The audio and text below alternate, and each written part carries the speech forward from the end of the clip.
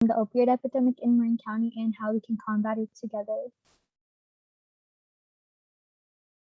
Today we'll be going over opioid use in Marin County, fentanyl and overdose education, Narcan, what to do if you witness an overdose, Marin's response, community resources, and we'll leave some time at the end for any questions. Again, thank you everybody so much for coming.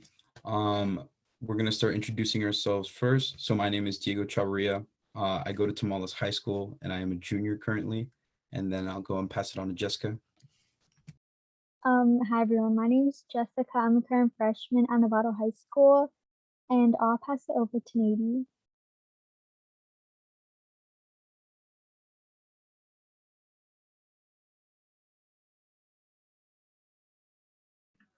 Hi, my name is Nady. I'm a current senior at Santa Fe High School, and my pronouns are she, her, and I'll pass it to Sikwali. Hello, my name is Sita Lali, and I am at Cal State East Bay as a third-year student, and my pronouns are she, her, and hers, and I'm going to pass it to Sonia.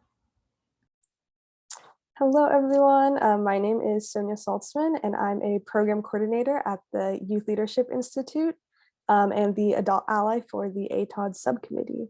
And I will pass it back to Diego. Alrighty, so again, we are commissioners of the Marin County Youth Commission in Alcohol, Tobacco, or Other Drugs, aka ATOD. We are very passionate about substance prevention and reducing substance amongst youth in Marin County. I'll go ahead and pass it to Jessica again. Thanks, Diego. Before we begin, we'd love to see a show of hands of how many of you are familiar with the opioid epidemic here in Marin County. So it looks like this is a new topic for a few of us. So let's get into it. So what are opioids? Opioids are a class of drugs that includes street drugs like heroin or non-prescription fentanyl and pain relievers that are available legally by prescriptions such as morphine and oxycodone. In 2017, the federal government declared the opioid crisis a national emergency, and in 2015, fentanyl surpassed opioids as the nation's most lethal overdose substance. So how does this affect Marin County? Opioids are actually the leading cause of accidental deaths in Marin County. There are currently an estimated 4,400 Marin County residents suffering from opioid use disorder, and unfortunately, between 2006 and 2019, 451 Marin County residents died from drug overdoses. More recently, the 2019 through 2020 California Healthy Kids Survey data revealed that opioid use has gone up amongst youth in Marin County. Additionally, as shown on this graph, between 2006 and 2013, there is a doubling in the rates of accidental drug overdose deaths and opioid-related emergency room visits. And more recently, in 2019, 43 people died from drug overdoses. Opioids contributed to 23 of the deaths. This issue has become increasingly more prevalent and difficult to combat. The grand jury recommends that the Marin County Department of Health and Human Services make naloxone or Narcan, the opioid overdose antidote, more widely available throughout the county. We'll discuss what Narcan is further on in the presentation and give a training on how to administer it.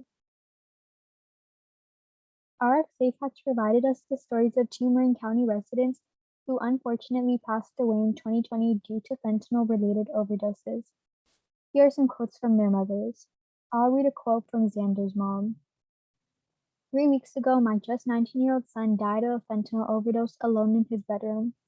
I will ask every day of my life why/how he got lost and how could I have helped him more. Really, really good kids are being taken. Where is the outrage? Okay, to fully understand opioid use in Marin, let's discuss what an overdose is and how to recognize one.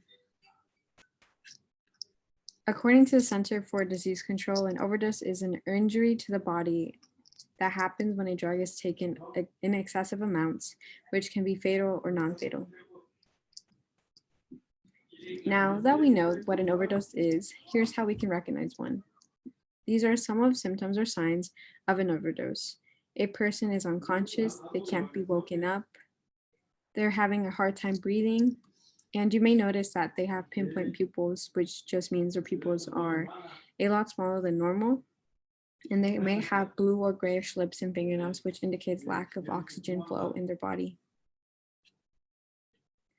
There are some other noticeable indicators that someone is overdosing due to an opiate or synthetic opioid. For example, unusual sleepiness or drowsiness, face is extremely pale or calming to touch, body is limp, person is vomiting or making gurgling noises, and person cannot be woken up from sleep or unable to speak.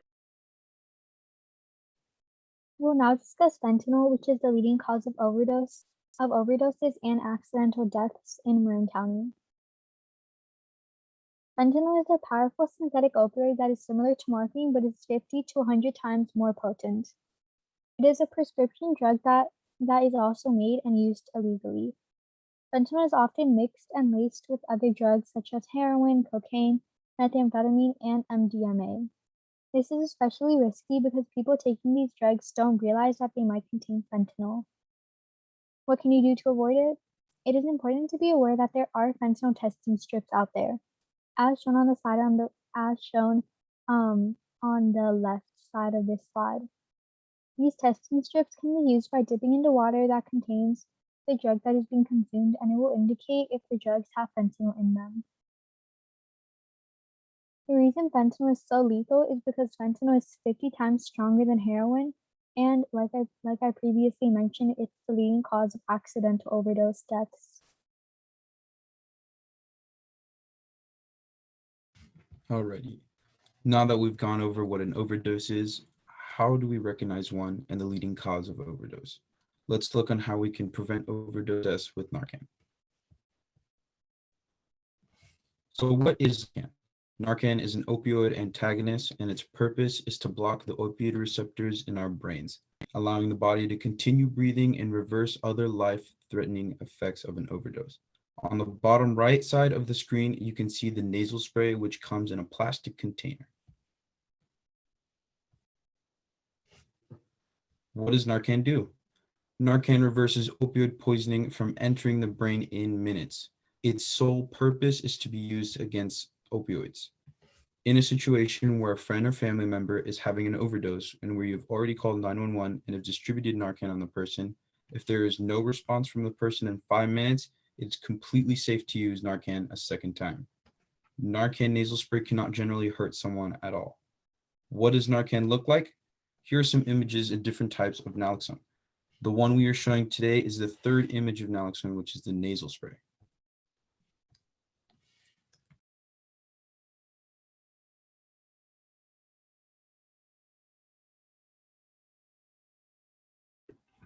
All right, now we're going to discuss how to use Narcan and what you're going to do through this process to most help the person who is going through an opioid overdose.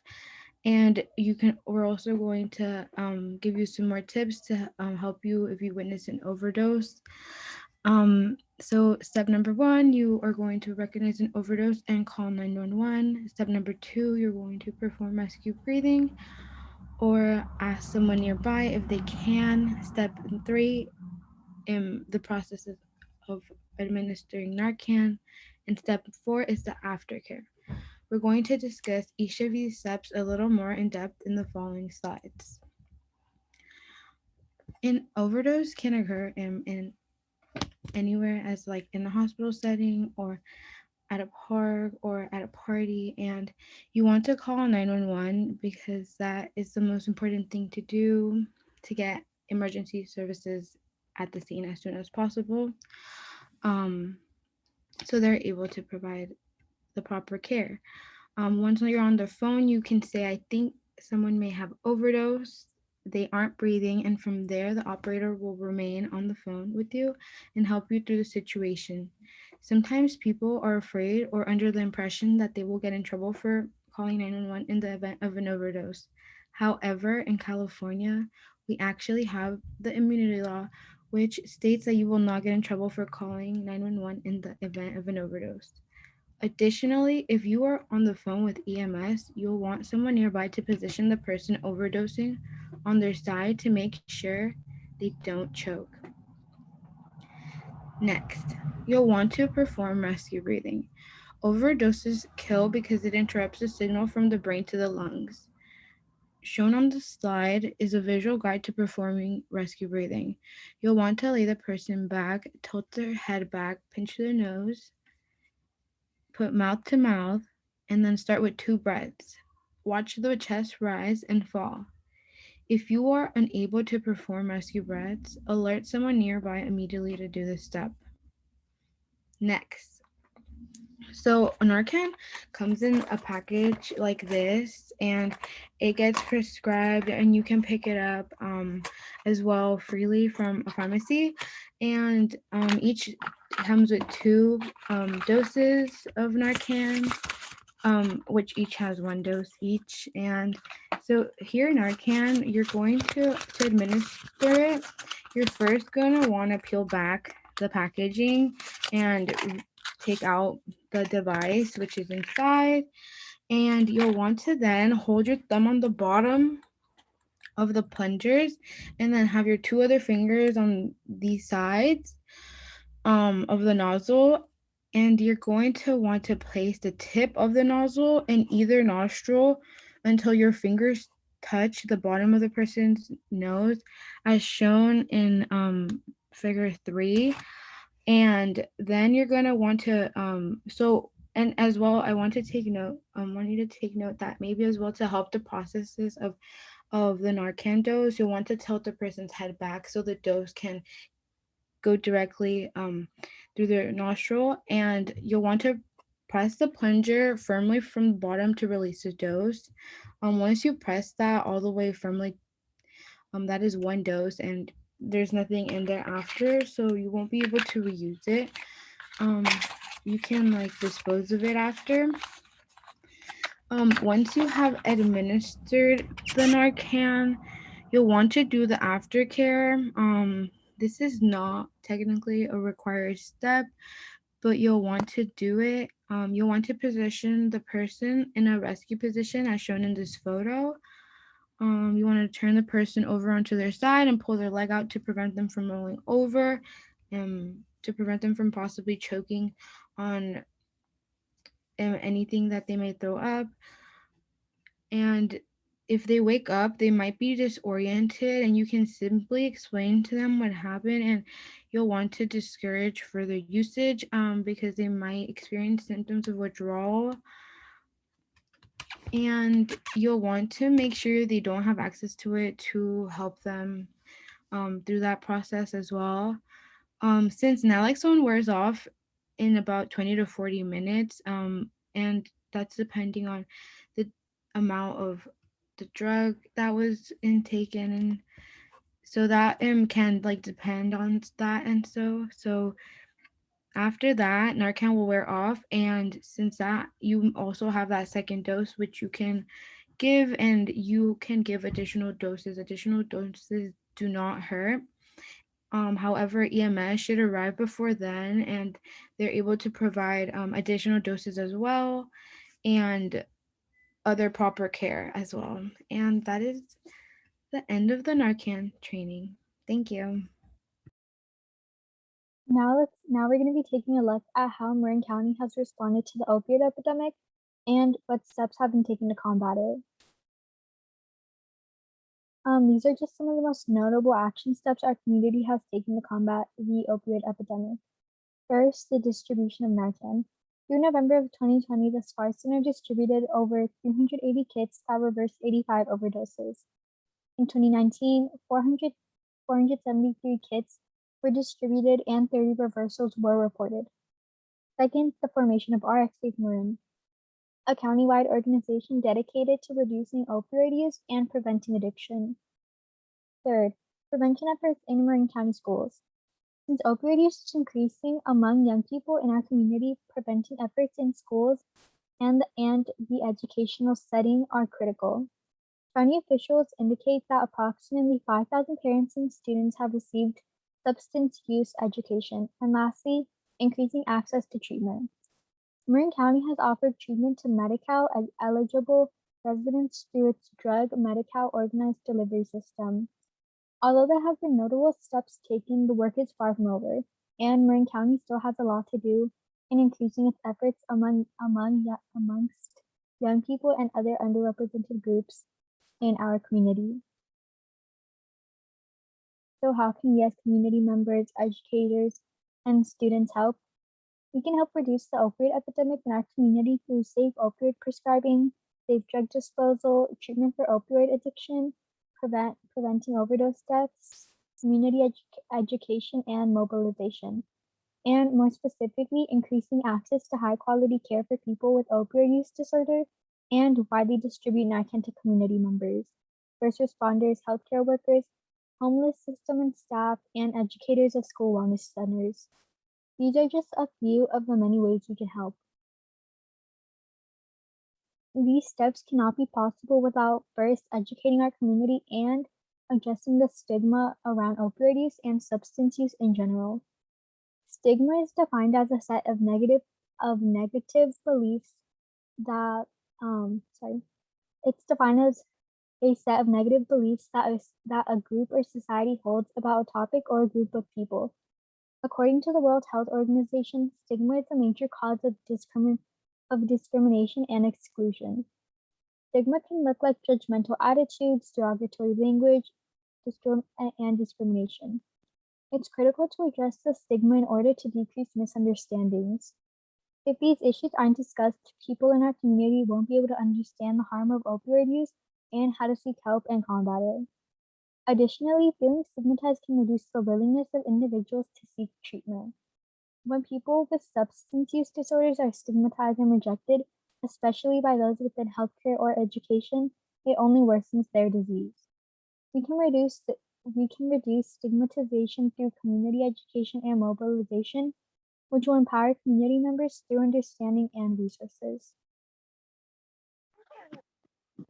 Now, let's look at the various resources available to you. These are some of the many community resources available. The Marin Health and Human Services, Substance Abuse and Mental Health Services Administration, the CDC, RX Life, Marin, and the SPAR Center are great community resources.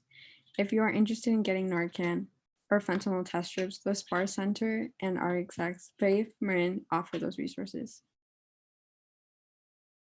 Here are some immediate responses and resources, more specifically, hotlines you could call or text. There's the crisis text line, the Marin Suicide Prevention Crisis line, the Marin HHS Mental Health and Substance Use, Never Use Alone, and many more. We just gave all of you a ton of information, so we're going to open up some time to answer any questions you may have. Please feel free to raise your hand, unmute, or enter your questions into the chat.